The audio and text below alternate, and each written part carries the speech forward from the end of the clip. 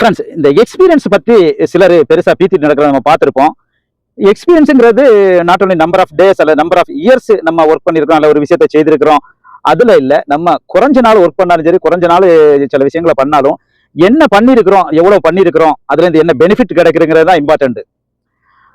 அதுவும் இப்போ உள்ள காலகட்டத்தில் எக்ஸ்பீரியன்ஸுக்கு வேண்டிட்டு பலரும் உலக தலைவர்களெல்லாம் பாராட்டும் வாழ்த்துக்களும் கேட்டு பெற காலகட்டத்தில் நம்ம இருந்துட்டு இருக்கிறோம். சரி, அது போட்டோம். நான் இருக்க வேண்டிய இந்த வீடியோனாக்கா எக்ஸ்பீரியன்ஸ் பத்தி என்னுடைய நண்பர் ஒரு கோட் சொல்லுவாரு. ஆமா, சுமார் ஒரு 25 வருஷத்துக்கு முன்னால நாங்க ஒரு ரீட்டைல் ஷாப்ல ஒர்க் பண்ணிட்டு இருந்தோம். அப்போ நாங்க ஒரு 5-6 பேர் ஒரே டைம்ல அந்த கம்பெனில ஜாயின் பண்ணியிருந்தோம். அப்போ கொஞ்சம் தாமதமாட்டேன், நாங்க ஒரு 4 வருஷம் அந்த கம்பெனில ஒர்க் பண்ணிட்டு இருக்கும்போது ஒரு நண்பர் புதுசா ஜாயின் பண்ணாரு. கண்ணூரை சார்ந்தவர், பேர் முனீர்னு சொல்லிட்டு. நல்லா ஒர்க் பண்ணுவாரு, ஆனா கொஞ்சம் முன்கோபக்காரரு.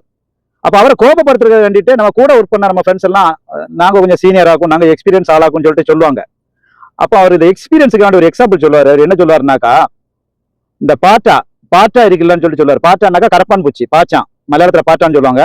அந்த கரப்பான் பூச்சி இருக்குல்ல, ஒரு நோட் புக்கு உள்ள ஏதாவது கொஞ்ச நாள் இருந்துனாக்கா, ஒரு 6 மாசம் அல்லது 1 வருஷம் எல்லாம் அந்த கரப்பான் பூச்சி ஒரு நோட் புக்கு உள்ள இருந்தாலும் அதுக்கு ஒரு எழுத்து கூட வாசிக்க தெரியாது என்று சொல்லிட்டு சொல்லுவாரு. ரொம்ப கரெக்டான ஒரு எக்ஸாம்பிள் இல்ல.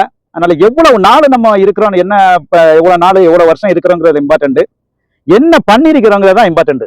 தேங்க்யூ.